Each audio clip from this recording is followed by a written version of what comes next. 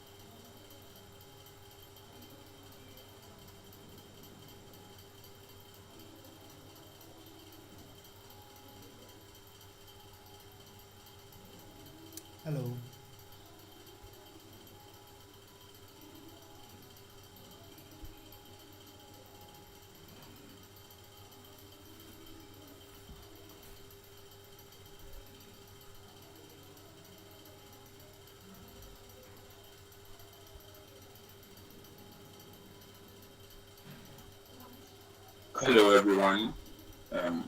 Hello.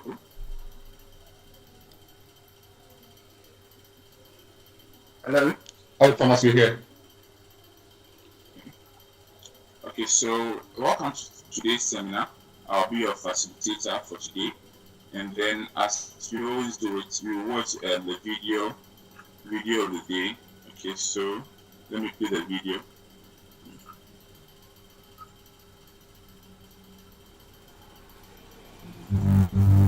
Ninjio, Episode 509, Death Smish.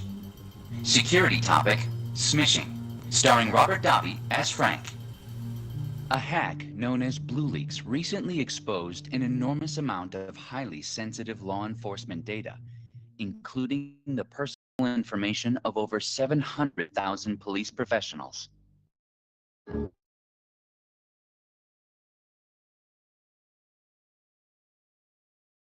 Hey, this better be good.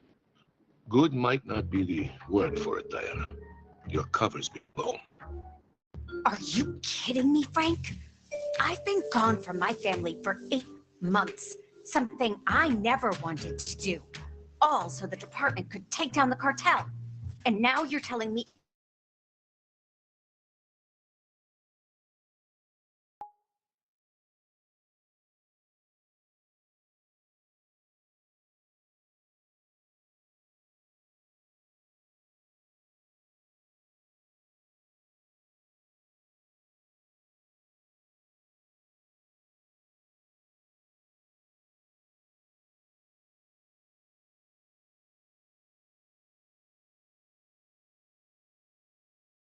Dad's phone, so he could send a text. After sending the text, he noticed another message about a package delivery. Thinking it was for something the family ordered for his birthday, he clicked the attached link, which turned out to be a smishing attack. Instead of allowing him to track a package, the link downloaded malware onto the lieutenant's phone, which then infected the department's network as soon as he signed on to the Wi-Fi at the precinct under his command. which allowed the hackers to steal official records, including the identities of undercover agents like myself. Fantastic. What's truly unfortunate is this all could have easily been avoided if the LT had simply deleted the malicious text as soon as he got it, instead of letting it sit on his phone. Also a bad idea letting his kid, or anyone for that matter, use his department-issued phone. Always comes down to human error, doesn't it? Oh, there's more. Not only is the entire case against the cartel blown, I also recommended you be put into the Federal Protection Program, along with the rest of your family. Frank. Huh? Before you say anything, look. Mommy? Mommy!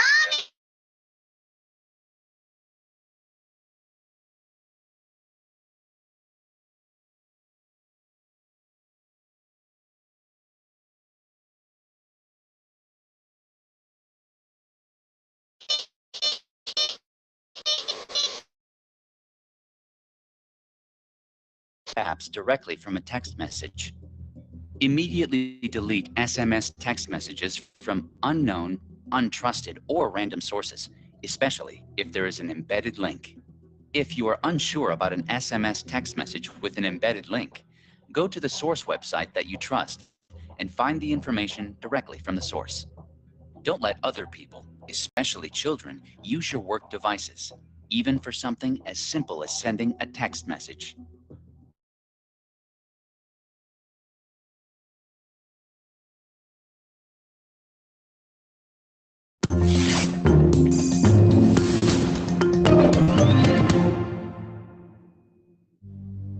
Ninjio, Episode 509, Death Smish. Security topic, smishing, starring Robert Davi as Frank. A hack known as BlueLeaks recently exposed an enormous amount of highly sensitive law enforcement data, including the personal information of over 700,000 police professionals.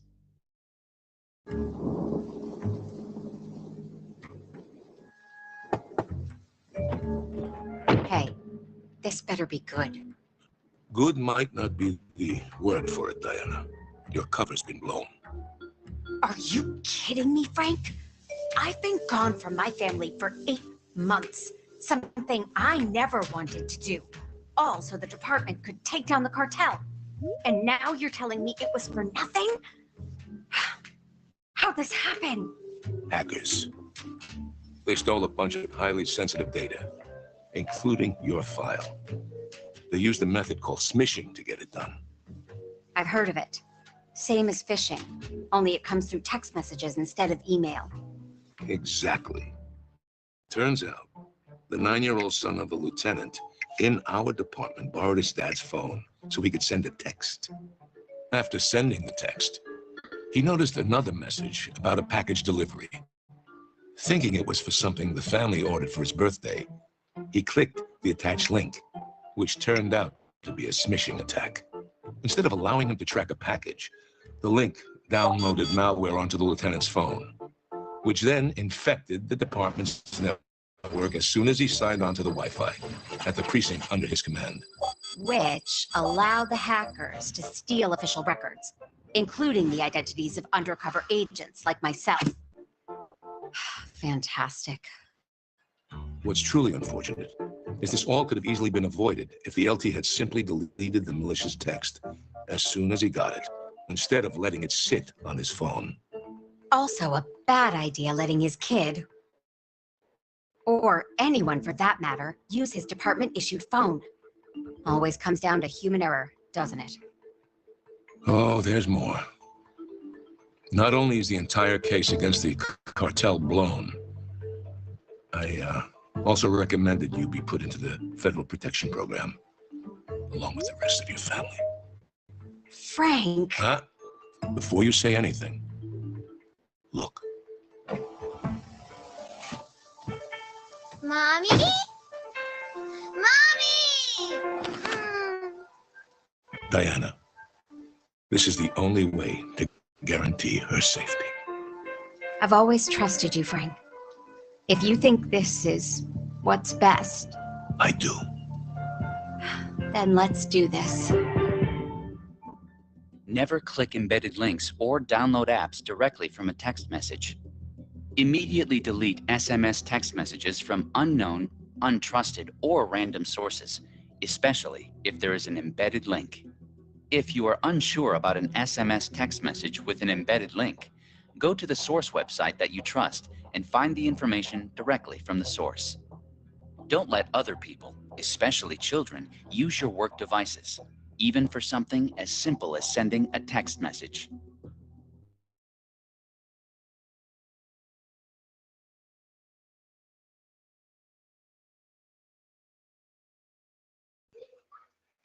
Okay, so let's take our quiz.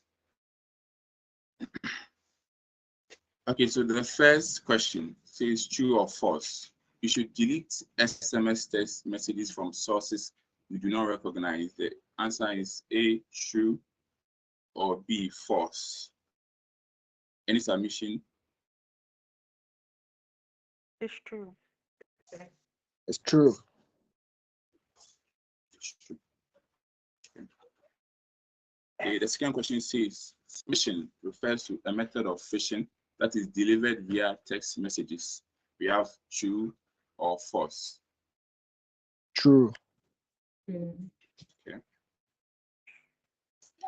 Okay, the third question says, should you ever give a child access to your work devices? No. No. Any other? False. No. Okay. And then the last one is it possible to install malware in your mobile device simply by clicking a link? Yes. Yeah. True. Okay. So let's see. Okay, we got everything correct. Now let's move to our seminar for the day, our presentation for the day. Okay, so like I said, my name is Thomas, and welcome to today's seminar. Today we'll be looking at incident response, a very critical component of cybersecurity. Okay, so let's go. In today's digital world, cyber threats to our systems and data are inevitable or a constant reality. These incidents are not a matter of if, but when. Whether it's a malware infection, a phishing scam, or a determined hacker reaching your defenses, we as security professionals must be prepared to navigate these incidents. So this is why we are here today to explore how to prepare for potential incidents, take them when they occur, and respond effectively to minimize their impact and damage. So throughout this seminar, we will break down the key stages of incident response and also discuss best practices for each step. So by the end of this presentation, you have a clear understanding of what it takes to effectively manage cybersecurity incidents and then safeguard your organizational digital assets. Okay, so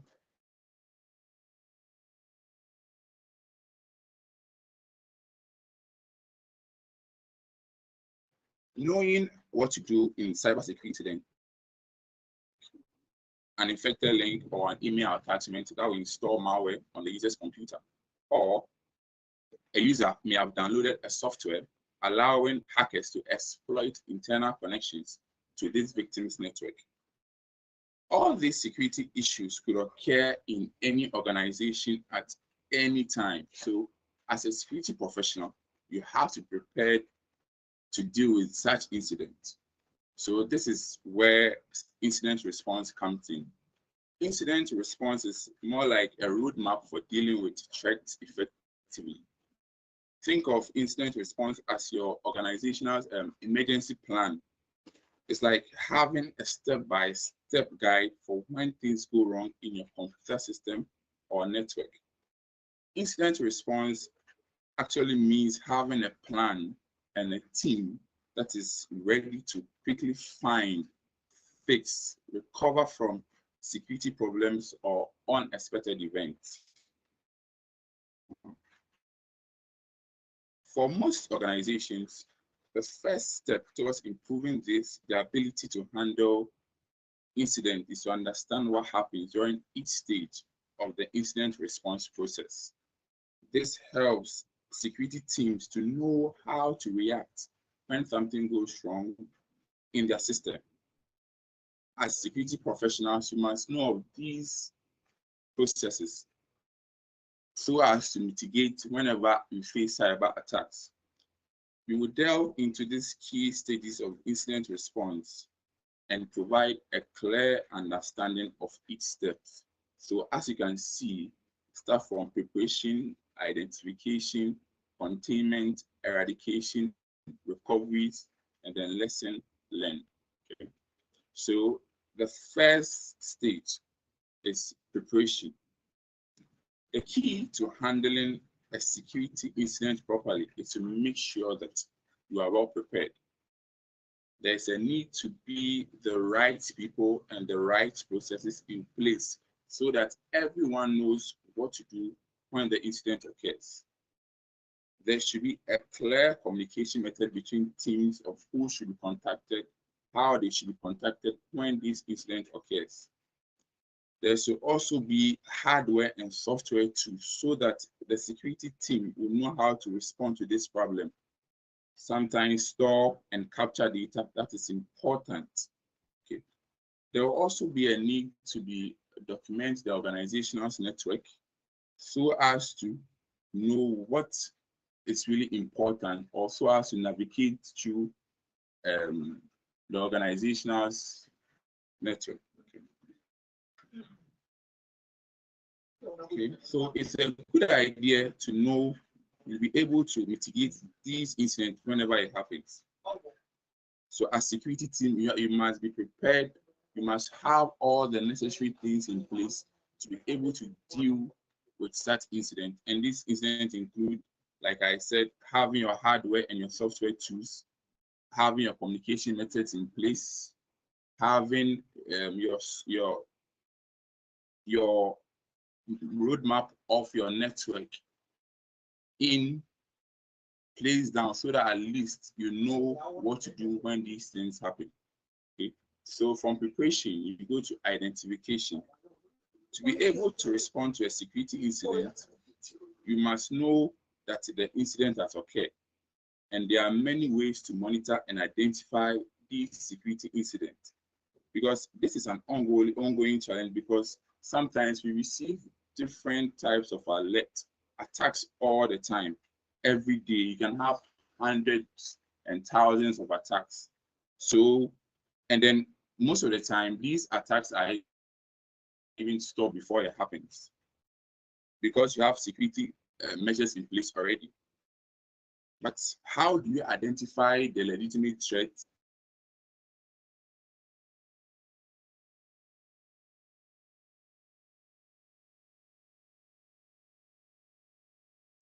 and know if a particular incident has occurred? So they have an increased likelihood of an incident.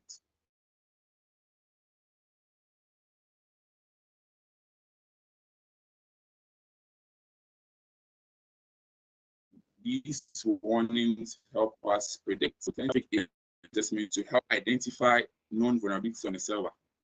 On patch Tuesdays, we also receive lists in operating system, or let's say Adobe Flash, prompting us as security professionals to update our system to prevent exploit.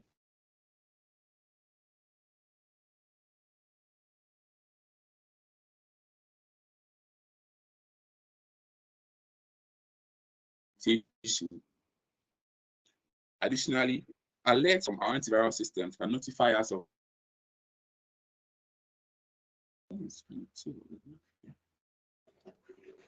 hello. Hello? We can hear you, but we keep losing you in and out.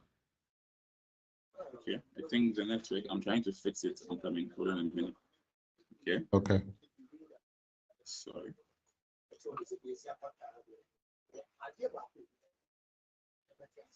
Okay, hello. Let's move on to our third step in the incident response process, which is containment. If we find out that there is malicious software or a type of breach, one of the best things we can do as cybersecurity professionals is to isolate and contain this particular security incident. You would never want to see it running on your PC.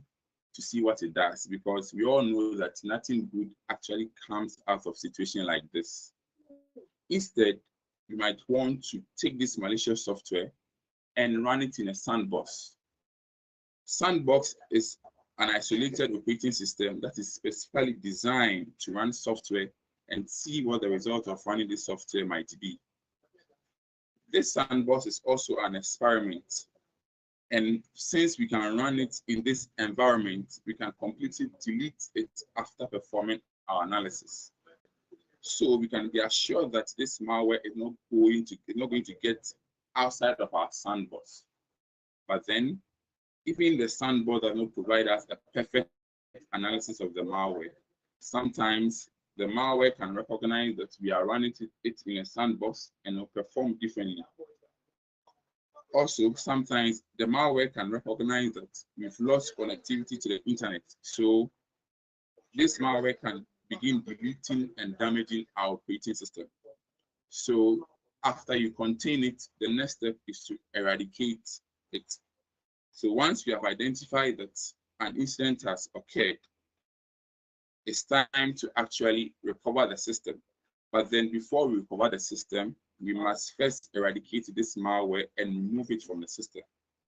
Sometimes this eradication completely involves deleting everything on the system and recovering it from a good backup. So that's why it's actually important to have a backup of your systems and things in place. If you don't have a backup, then you have to rebuild the entire system from scratch. And in some cases, you might actually lose data because you don't have the backup. So in either of these situations, you have to make sure that you've rebuilt the system and then you've prepared the system to make sure that there are no vulnerabilities on the system. And lastly, when you are done with everything, you must lock down the perimeter of the network so you know that these attacks will not get into your private network. So after you've recovered the system, you must actually take a step back and look at which processes worked and what processes didn't work during the incident response. This is why it is important to actually have a post-incident meeting where everyone in the team talks about what occurred during the process. And you must be sure to actually make this meeting as soon as possible, because we all know that people tend to forget some of the details as time goes on. You have to make sure that you have plenty of documentation of this meeting so as to offer ideas when the next incident happens. You learn from what happened. After understanding and defining an organizational incident response process, the next step is to determine who will be on the organizational incident response team. So we look at who will make up the team, the incident response team, who are the members of this team. Building an incident response team actually involves assembling the right individuals with diverse skills. These individuals consist of your organizational leader or a member of the management. This individual holds the highest authority within your incident response team. This person is actually responsible for making important decisions and acting as a bridge between the team and top level management. So in more simpler terms, this person is more like a team captain, ensuring that everyone stays focused and is making sure that the team has the resources that it needs to succeed. You can also have the information security staff. This can be a person or a group of people. These experts actually specialize in safeguarding our digital assets from cyber threats. So we think of these people as our frontline defenders, just like the nurses during the coronavirus pandemic. These people are in charge of monitoring our system for any signs of unauthorized access or malicious activity. When a threat is detected, they use their expertise and advanced tools to analyze and minimize the danger. thereby ensuring that we have integrity in our data. We also have the technical aspect. These team members are like the mechanics of the group. They understand our computer systems and software inside out. We can look at these people as people who can solve any problem in our digital world.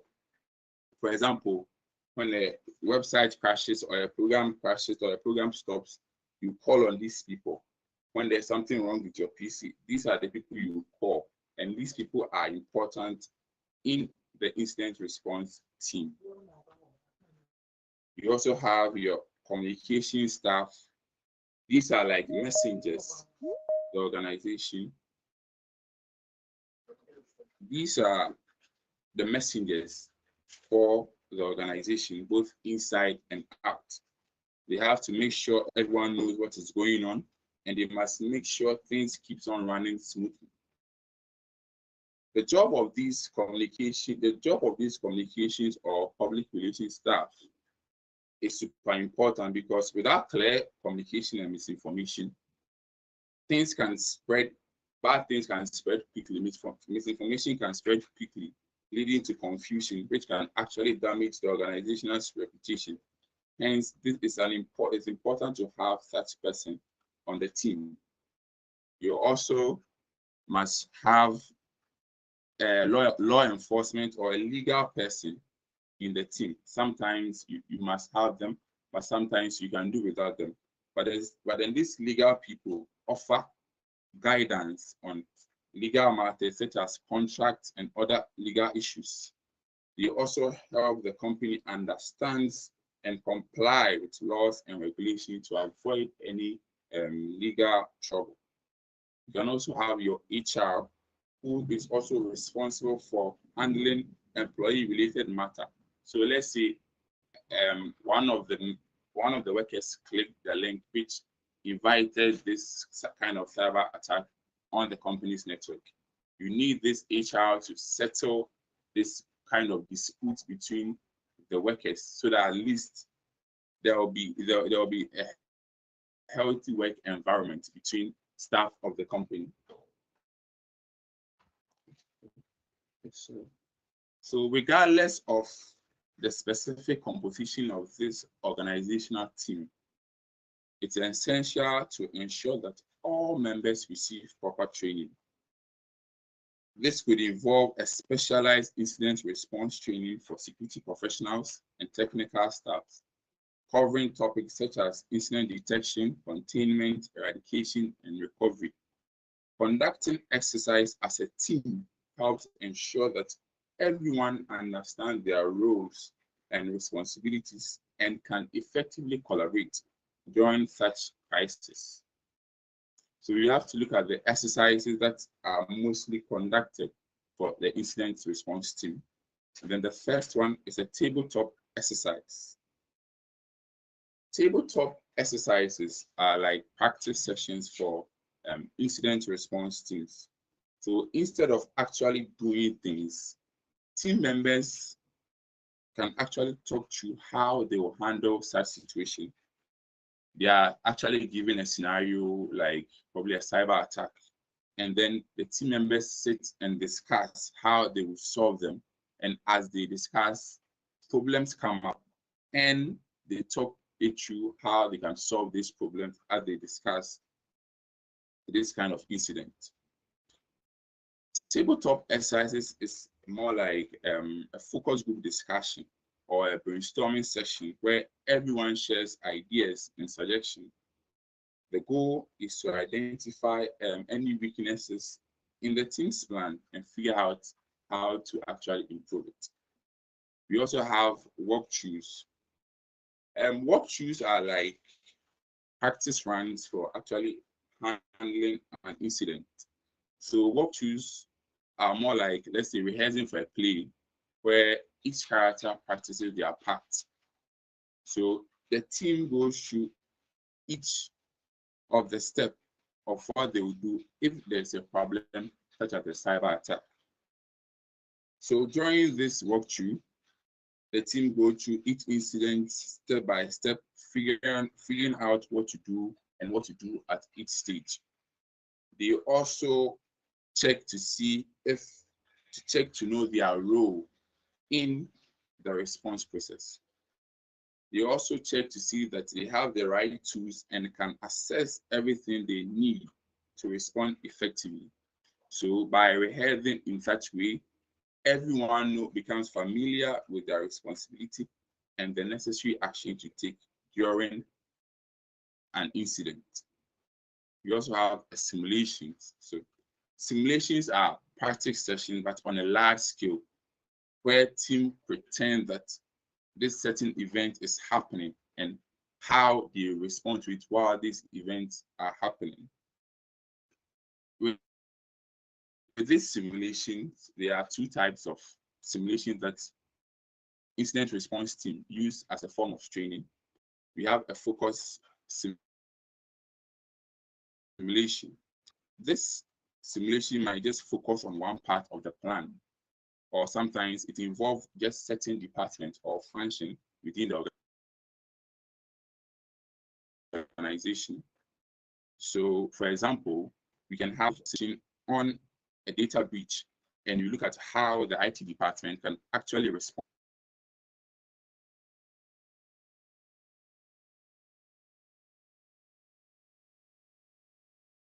to the data breach. Also, I said every actor or every character is now embedded in this play.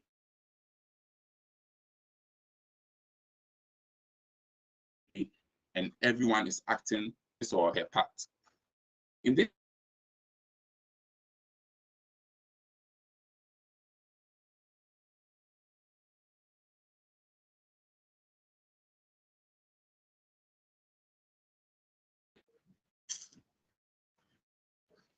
Hello. Hello. Yeah, Thomas, I can hear you. So, any question? Did you have a question? Before I continue, do you have a question? Not for me. So you look at this simulation as a full-scale simulation whereby everybody participates in this department. You can look at this. A good example is to see how the efficient email can be sent to all the staff or all the workers in an organization to see who will click on it or to see who will fall a victim to such incident. And let's assume that such somebody clicks and the company faces a cyber attack. Then this simulation will help everybody to participate, know what they should do, where they should be at, how they should respond to such incident. Okay. Building the incident response plan. It is really important to keep your incident response plan updated and test them regularly. Organizations must have different plans for different situations.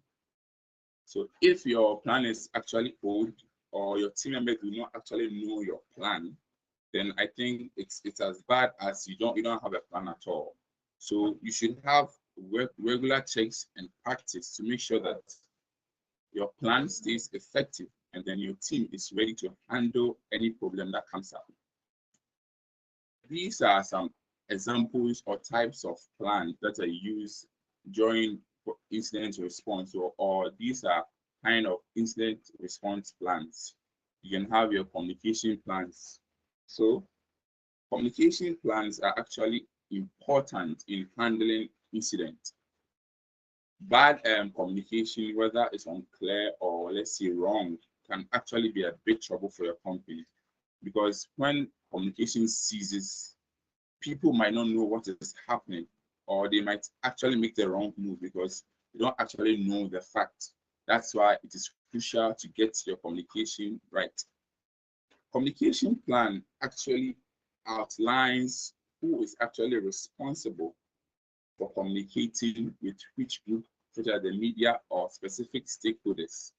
This plan also actually defines who are the final say and also on the tone and the content of the messages. This plan actually helps ensure that everyone gets the right information at the right time and probably reducing confusion and preventing further problems. We also have the stakeholder management plan. These plans are like communication plan, but specifically for a group of people or probably individuals affected by this incident. Stakeholders can be both inside and outside the organization, and they also might have different needs and different expectations. The stakeholder management plan outline who these stakeholders are, what their roles are, and how they will be communicated with and supported during the incident response process. It also helps prioritize which stakeholders can get the information first, which kind of support they might need, and how these stakeholders can provide input and interact with the response team and communicate effectively. You also have this business continuity plan. This plan is about how to keep the business running smoothly, even if things go wrong. In incident response, the business continuity plan helps ensure that the systems and services affected by the incident can still work even if changes are needed. For example, if a cyber attack actually takes down a company's website, this business continuity plan has to make sure that there's actually a backup system to use, or the company can also find an alternate service to actually get things back up and running. The business continuity plan also helps for big incidents that could seriously disrupt business operation. Smaller incidents might not actually affect business much, so business continuity plan might not actually be used in all cases. Then the last one we have is the disaster recovery plan. This plan actually focuses on outlining the processes and procedures an organization will follow in an event of disaster. Look at how it's raining over at our part of Ghana. So these kind of plans actually help you to face whenever a disaster happens. Probably like we all know climate change is affecting the weather and things are happening, and disasters, you can't predict them. So that's why it's important to have this kind of plan. Unlike the business continuity plan, which actually keeps things running during problems, our disaster recovery plan actually deals with natural or man-made disasters that could actually damage our facilities or infrastructure. For example, let's say it's raining and then a hurricane hits and knocks out a company's server. The disaster recovery plan will lay out how to get everything back up and running again, like probably restoring data from backups or moving operations to a different location. The disaster recovery focuses on getting things back to normal after a disaster so that an organization can keep providing its services even in tough situations. Thank you. That's the end of this presentation. Please, if you have any questions, you may be free to ask.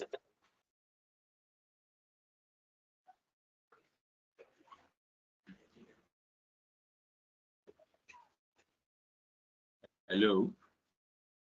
Yes, Thomas. That was a wonderful presentation. We started by saying the incident response life cycle, the rules and returns, the teams, how the communication Please, is made. I can hear you. Please, can you talk louder?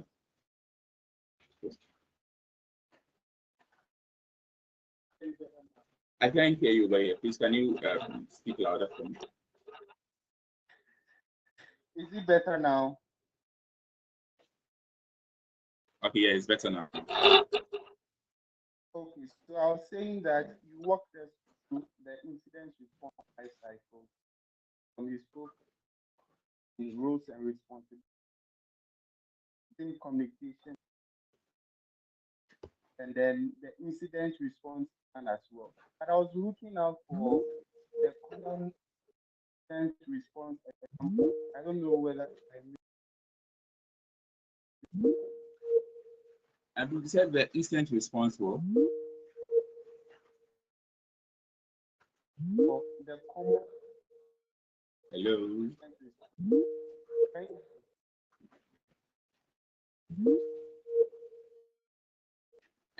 Please, I'm sorry that the network keeps on breaking. Hello. Can't hear you.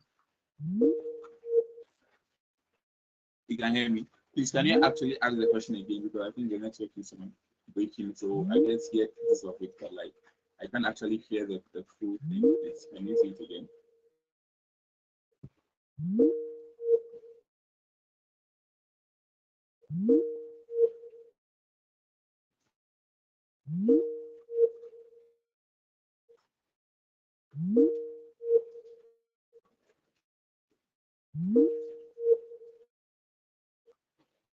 Hello.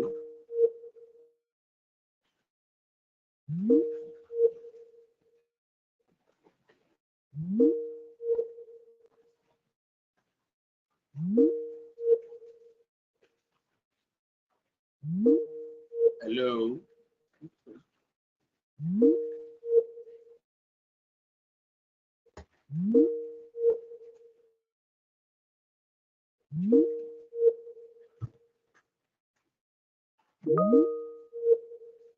Hello.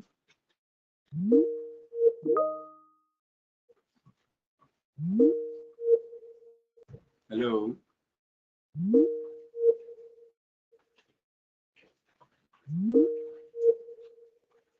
Yeah, we can hear you. Is somebody trying to call? I think so. Let me phrase it and get back to you. Okay.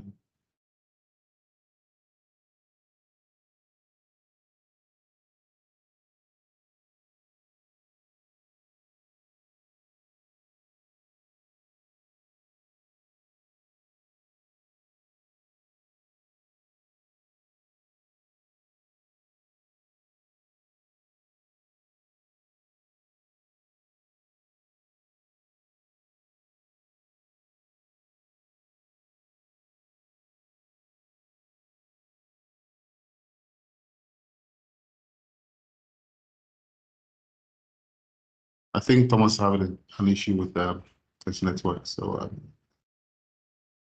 let's just give it time while he tries to get back. I had a question. No, Thomas, are you back? You're Hello? mute if you are. Yeah, can you hear me, Thomas? Yeah, I can hear you. All right, so I had a question as regards to the incidents response I just talked about in terms of when organization is preparing for any kind of attacks or disaster. So if we the unforeseen happens where our entire network say shuts down, because I think from all that you keep talking about, we are looking at continuity, right? We want to make sure business is in continuity where we don't have any interruption, especially when we have competitors. Because if we're competing with others, we get interrupted, then what we're doing is we are actually arming our competitors to actually take over from us.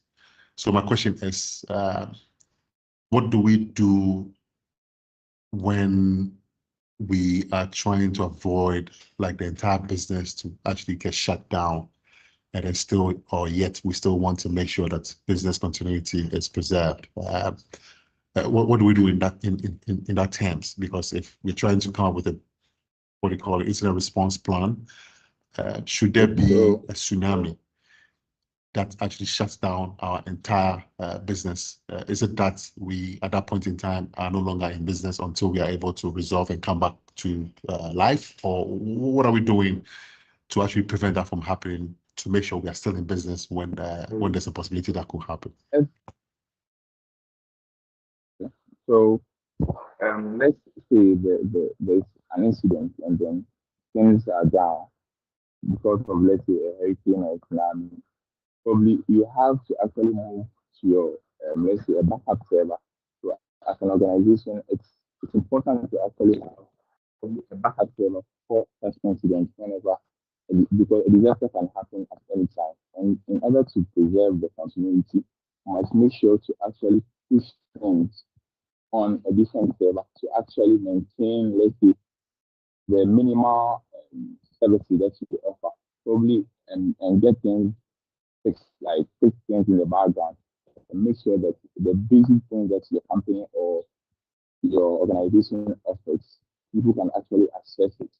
But then behind, and then you and your security team can actually find different ways to make sure that all the services are back running. But then you have to actually find and move to a backup probably server or a backup system to actually facilitate such incidents.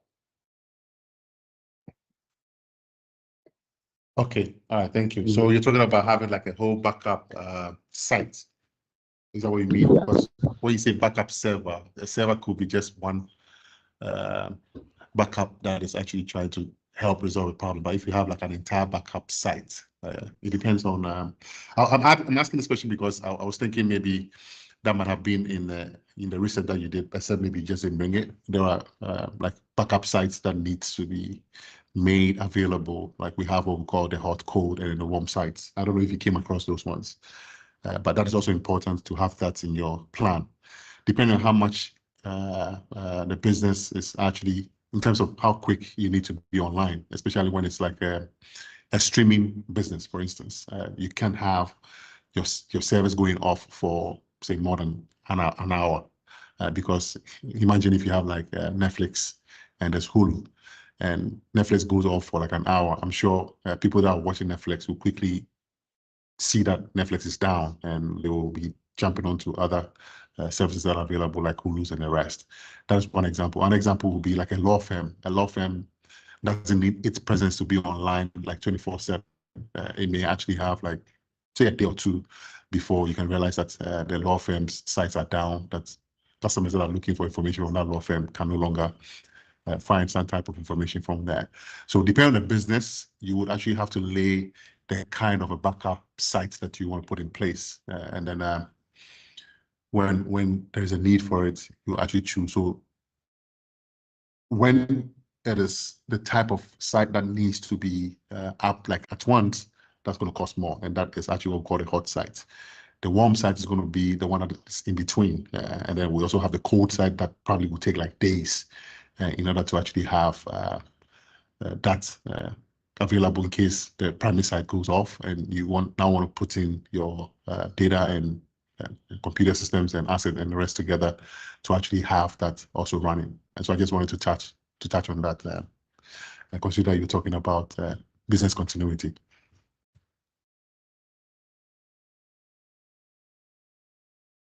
I didn't look at it from that point of view. Probably in the next kind of presentation, I'll do more research and then make sure I cover a lot of details in the presentation. Thank you for the submission. Thank you, Thomas. But it's kind of hard to hear you though. It's really hard to hear you. I think it's raining at my over at my place, and then because of that, the network is actually down.